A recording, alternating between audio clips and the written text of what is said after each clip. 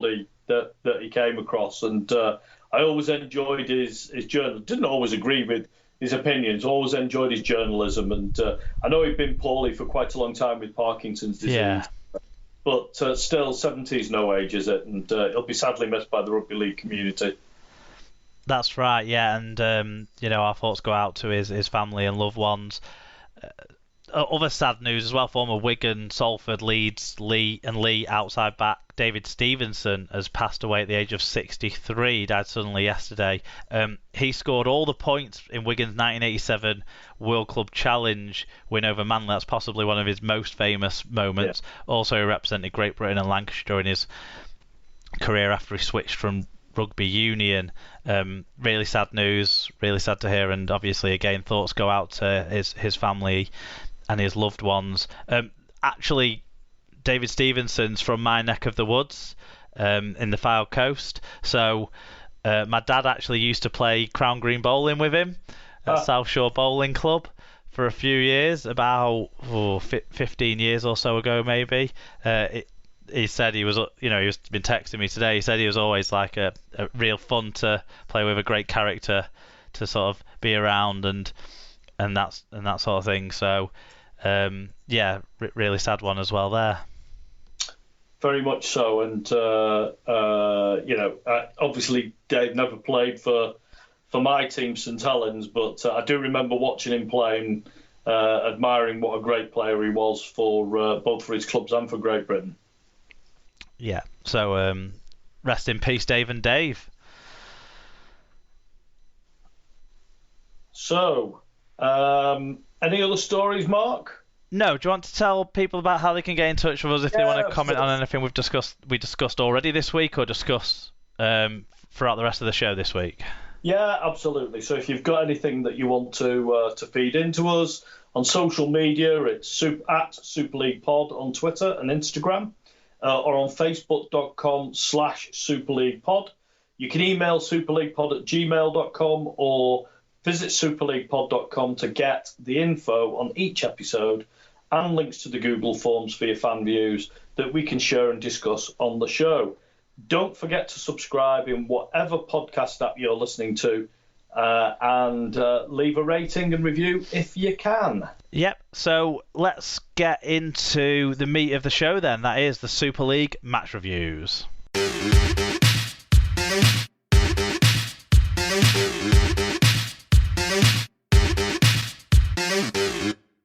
It was Super League round 5 just gone, David, and it started as it pretty much always does on a Thursday night in front of the Sky cameras, where Leeds Rhinos hosted Hull FC. Hull FC on a short turnaround with a few players missing.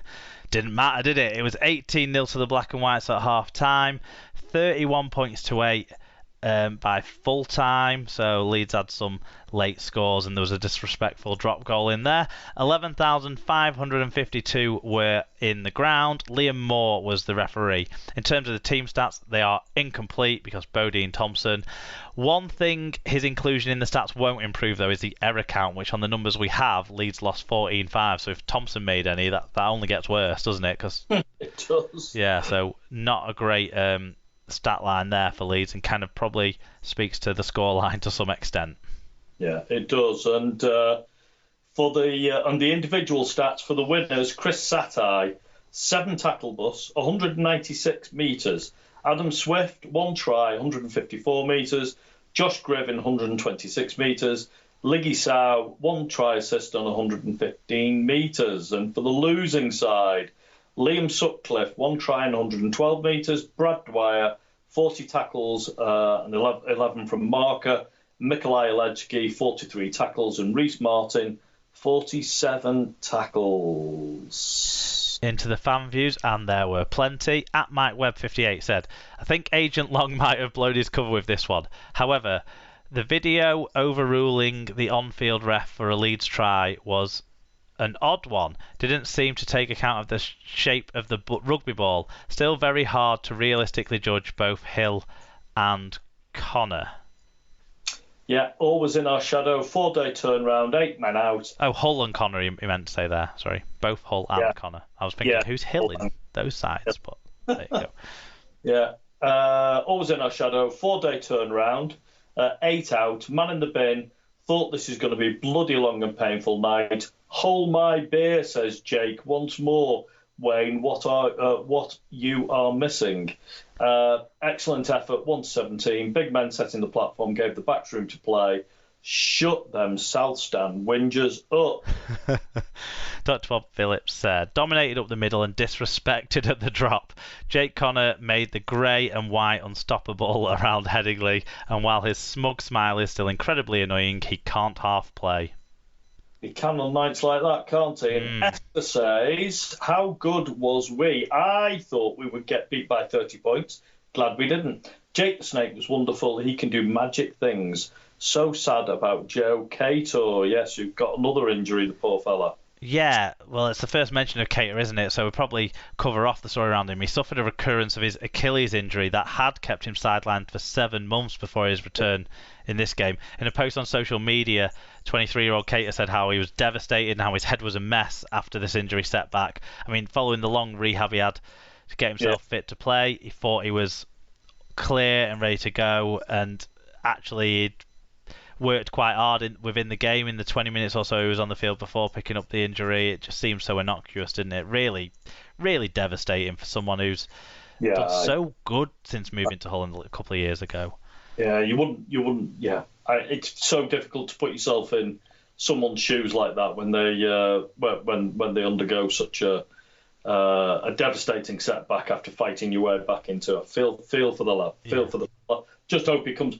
I mean, the good news is there's plenty of people before him that have been through similar things and have come out the other side. I remember Tommy Martin for Saints doing his knee twice and still going on to have a great career, and I hope Cater does the same. Yeah, he's got time on his side. He's only a young fella still.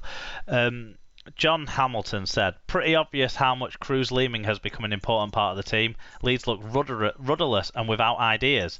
Jake Connor was on fire and is amazing to watch against every other team. Didn't get nilled though. That would be embarrassing. All right, John. Right. Joshua's granddad, 2 tries and assist, a drop goal, all while carrying Austin in his pocket. 8 out and a few more looking to join on the sideline. Gutted for Cater. Glad to see Joe Love Me Do get another. Is there anywhere he can't play? I think he played standoff, second row and centre in this game at different times. Bad, didn't he? Not bad, that. Neil McEwen said, wow, Jake Connor just gave Leeds a lesson. His first try was brilliant. Not a Hull fan, but they played amazing seeing the amount of salary cap they had in the stands. Leeds looked clueless, seeing as they were only missing a couple of players. Paige says, what a turnaround in 4 days. 1-17 were outstanding. To have players playing out of position and putting in a performance like that, you can't ask for much more. Thought the 2 yellow cards were a bit soft, but at least Moore was consistent. Absolutely devastated for Cater. As for the woman at the end of the programme, couldn't answer one question straight. They talk about player welfare. 4-day turnarounds are no good for any club. I'm not quite sure what she's talking about there, but I might have missed that. Oh, after the Sky coverage of the game ended, they had Karen Morehouse on from the RFL. And yeah, I think it's fair to say she didn't give straight answers to all of the questions she were asked. I do think she was attacked a little bit. I do feel like, you know, there was passionate thoughts in that box, and she was the only person there kind of having to rebut them to an extent. And I think some of the things she handled okay, but a lot of it was politicians' answers, and I feel like that doesn't wash with me. So even for the credit for getting out there, saying some sensible things and saying some correct things, but then to dodge other things, hide behind fan surveys that don't actually ask any questions about the things that they were talking about. There was problems with that. But yeah, if you get the chance to watch it, it was interesting to a point. There was a section where they cut to John Wells with what's his name, Warrington chap, disciplinary panel guy. Cullen. Paul Cullen, right? There was a bit there where he talked about the differences in the gradings and changes from last year and stuff with the late hits and the flexion of the neck stuff and that kind of thing. I thought that came across clearly, not to everyone, but some people, maybe are warped by remembering Paul Cullen as a player rather than the person who's doing the job he's doing. One of the hardest men I've ever seen play the game. Yeah. But I think the explanations from the clips they showed and stuff came through quite well.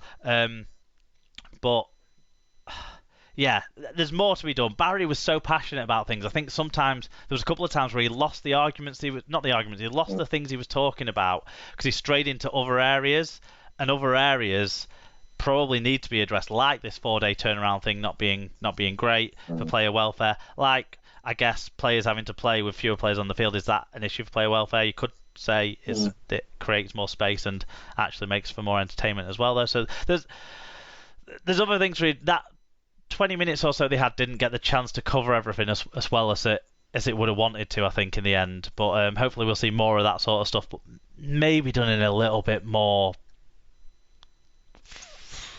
of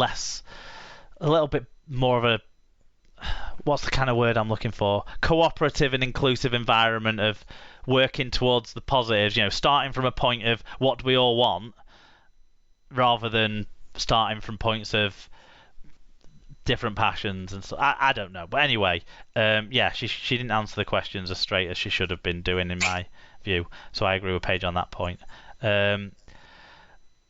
Okay. I'm sure it'll be up there on the Sky Sports Rugby League videos page if people haven't seen it, though. Make your own assessments, I suppose. Pop the Viking said, a good win for Hull over a poor-looking Leeds side. Hull dominated the game, with Leeds lucky to actually put some points on the board. Agar now under pressure, and a sigh of relief from Hodgson. Scoots, our fellow presenter, says, I turned up to Headingley deciding I would enjoy the plush box, which she won, I think. Yeah. Take the loss on the chin. By half-time, I was worried we might be thrown out. I'm guessing that's because they were making a bit of noise in there. Sublime performance across the park. What's not to love about Joe Love Me Do? Ben Mack, with his cheeky wasting time on the conversion, angered the Leeds fans who were left by that point in the snake, pulling the strings and dropping an audacious goal. Gutted for Cater, though. Stars of 1981 said, hope Wayne was choking on his pie with Connor's performance and saying he hasn't spoke with Wayne. Clark and Wilkin need their heads testing after some of their comments, especially with the clear no try. Gutted for Cater, who was immense. Up the FC, Diamonds tonight. And White Pie, Jake the Snake rolled into Headingley and tore Leeds a new one. A couple more yellows for high shots, but Leeds were outclassed from start to finish. In fact, the Leeds right side defence is still looking for Connor after his dummy for his and Hull's first try. At this rate, Leeds to lose in a few weeks might be a relegation decider. Ooh, salty. And Rich Wilkinson said, turns out the pre-season hype was just hype. Leeds are still shit. Shocking performance. Yeah. There's a couple of things that a few people pulled out that I don't think we've touched upon in what we've added so far, David. So the cards / bans from this one, because Kane, Evans and Matt Pryor both got charged with grade B high tackles for the incidents that got them both sin-binned. Paige said about at least it was consistent. I think match review panel grading then has been consistent with these two guys as well. Evans, whilst not got previous over here, has a fucking shed load of previous from down under. So 2 match penalty notice for him, and Matt Pryor 1 match penalty notice. And consistent with everything we've seen so far this year, I think. Yeah, both were shoulders to head contact, weren't they? And I don't know what you think. I get the argument about things being either people thinking things are harsh or soft or what have you, because some of it is different to what we remember seeing for years and years. But and I do think some of the high tackle contact stuff and some of the late hits aren't actually as dangerous or problematic as the current clampdown maybe is dealing with them all as. But when it's a shoulder hitting a head, I do take some sympathy with the RFL approach here, because that's dangerous. A shoulder's a fucking hard part of someone's body. Yeah. And if it's... I clean agree, hitting Bob. someone's head with force, I kind of